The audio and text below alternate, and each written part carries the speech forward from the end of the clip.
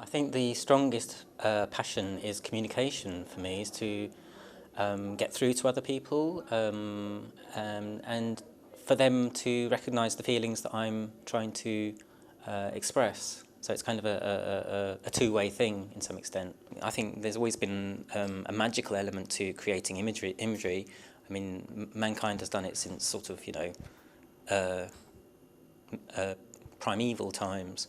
And I suppose it's the fact that you are creating reality from your brain, from your imagination. I personally am very attracted to beauty. I'm very thrilled by beauty. Within eroticism, there's an attraction to repulsion. there's a repulsive side of it, which gives it a thrill.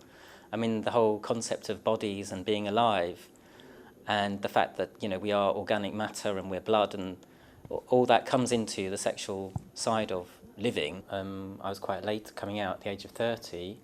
Yeah, I mean, LGBT issues were massively important to me and integrated with my art completely. I found myself coming out through my art, and I found I couldn't control an eroticism that was coming out in my work, and it kind of made me come to terms with the fact that I have to deal with my sexuality, and I found through painting quite obviously gay art that I found great solidarity with many people out there. It may sound a bit strange, but in terms of art and its relationship to gay, lesbian issues, is how so much of the history of art has actually been created by gay artists, and that has always been shuffled under the carpet.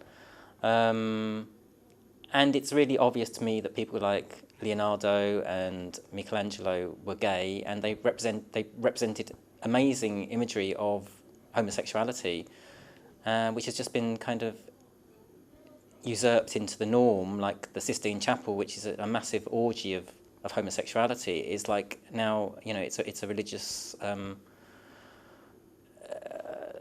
It's just another religious painting. So I really wanted to reclaim all those artists that, to me, had a massive influence, and also on my concept of homosexuality and my desires as a gay man. I think some of my first erotic feelings were towards naked paintings in museums. And I've often painted men as kind of passive, basically, as kind of... Many of the images of women throughout the history of art have been images of women as passive, and I've kind of politically done that with men. I've reversed the tables.